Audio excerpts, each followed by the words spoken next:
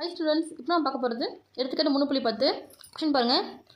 √2 divide by √3 ஐ ஒரு மூலமாகவும் முழுக்களை கெழுக்களாகவும் கொண்ட ஒரு பல்லுறுப்புக்கோவை சமன்பாட்டை காண்க. அதாவது என்னென்னா, இப்போ கொடுத்துருக்காங்க பார்த்தீங்களா, இதை நம்ம ஒரு மூலம் எடுத்துக்க போகிறோங்க. முழுக்களை கெழுக்களாகவும் கொண்ட ஒரு பல்லுறுப்புக்கோவை கேட்டிருக்காங்க பார்த்தீங்களா. இந்த சமன்பாட்டை உருவாக்கி அதுக்கப்புறம் இதுக்கான வேல்யூ என்ன அப்படின்னு தான் பார்க்க போகிறோம். வாங்க, கொஷனில் கொடுத்துருக்க மாதிரியே √2 டிவைட் பை √3 இதை ஒரு மூலம் எடுத்துக்க போகிறோங்க. இப்போது அடுத்து பார்த்திங்கன்னா நம்ம எடுக்க போகிறது, இப்போ இந்த டேர்ம் இருக்குன்னா, இப்போ எக்ஸ் மைனஸ்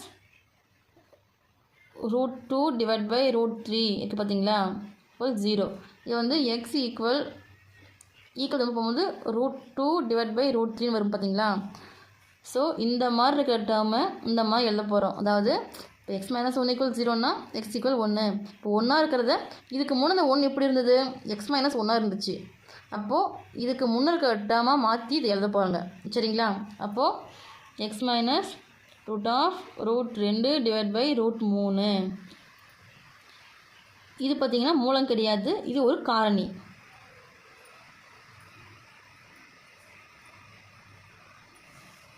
ஓகேங்களா. இப்போது ஒரு காரணி கிடைச்சாச்சு. இப்போது மற்றொரு காரணி, இப்போ இங்கே மைனஸில் இருக்கா, இப்போ அடுத்து ப்ளஸில் எக்ஸ் ப்ளஸ் √2 டிவைட் பை √3 இது மற்றொரு காரணி. ஏன்னா நம்ம இமேஜினரி பார்ட் கற்பனை தொகுதி கண்டுபிடிக்கும் போது நமக்கு இந்த மாதிரி ஃபார்மேஷனில் தான் இருக்கணும். ஸோ அதுக்காக இப்படி மாற்றி எழுதியிருக்கோம் இதுவே. சரிங்களா. இப்போ அடுத்து பார்த்திங்கன்னா இந்த ரெண்டு காலனையும் சால்வ் பண்ணி சுருக்கா நமக்கு எந்த சமன்பாடு வருது அப்படின்றத கண்டுபிடிக்க போகிறோம். First x minus √2 divide by √3 into x plus √2 divide by √3 சரிங்களா, ஈக்குவல் 0. இந்த சமன்பாடுனாவே நம்ம ஈக்குவல் 0 எடுத்து போட்டுக்குவோம். அப்போது நெக்ஸ்ட்டு இது பார்த்திங்கன்னா a minus b a plus b ஃபார்மேட்டில் இருக்குது. அப்போது a square minus b square அப்புறம் மாற்றி எழுதிக்கலாம். இப்போ என்ன வரும், x square minus √2 divide by √3 whole square equal 0 அப்படின்ட்டு வருங்களா. அப்போ ஸ்கொயருக்கும் ரூட்டுக்கும் கேன்சல் ஆகிடுச்சுன்னா x square minus √2 divide by √3 equal 0 அப்படின்னு வரும். இப்போது இந்த கிடச்சிருக்கு பார்த்தீங்களா, இதை ஒரு காரணியை எடுக்க போகிறோம். X square minus √2 divide by √3 இதை ஒரு காரணியாகவும், இப்போ அடுத்த காரணி நமக்கு மைனஸ் இருந்தால் ப்ளஸ்ஸு ப்ளஸ் இருந்தால் minus x square plus √2 divide by √3 இது மற்றொரு காரணியாக எடுக்க போகிறோம்.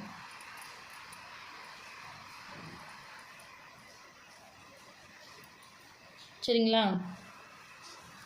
இது ரெண்டுத்தையும் சால்வ் பண்ண போகிறோம். X square minus √2 divide by √3 into x square plus √2 divide by √3 இப்போ சேம். இப்போது a minus b a plus b ஃபார்மேட்டில் இது இருக்குது. அப்போது இந்த a square minus b square ஃபார்மேட்டில் மாற்றிக்கலாம். இப்போது ஈவன் பண்ணும்போது இதுக்கு நமக்கு 0 கிடைக்கும் சமன்பாடு உருவாக்கும் போது. இப்போ இங்கே பார்த்தீங்கன்னா x square whole square minus √2 divide by √3 whole square equal 0. ஓகேங்களா. அப்போது x square into whole square 2 4, அப்போ எக்ஸ் பவர் 4 வரும். இந்த ஸ்கொயர் இந்த √2க்கும் சொந்தம் √3க்கும் சொந்தம். அப்போ பிரித்து எழுதிக்கலாம். எக்ஸ் பவர் 4 மைனஸ் அடுத்து பார்த்திங்கன்னா √2 ஸ்கொயர், இந்த ஸ்கொயர் பிரித்து எழுத போகிறோம், √3 ஸ்கொயர் ஈக்குவல் 0. சரிங்களா. இப்போ x power 4 minus square root cancel ஆகிடும். அப்போது 2 டிவைட் பை 3 வரும் ஈக்குவல் 0. இப்போ இதை க்ராஸ் மல்டிப்ளிகேஷன் பண்ணணும். கீழே எதுவுமே எல்லாம் ஒன்று இருக்கிறதா அர்த்தம். அப்போ X power 4 into 3 X power 4 1 into -2 இந்த மைனஸ் அப்படிங்க வந்துடும். 2 1 இன்ட்டு 3 ஈக்குவல் 0.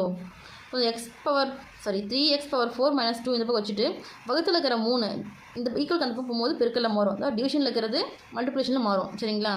இப்போ 3x power 4 minus 2 equal 0 into 3.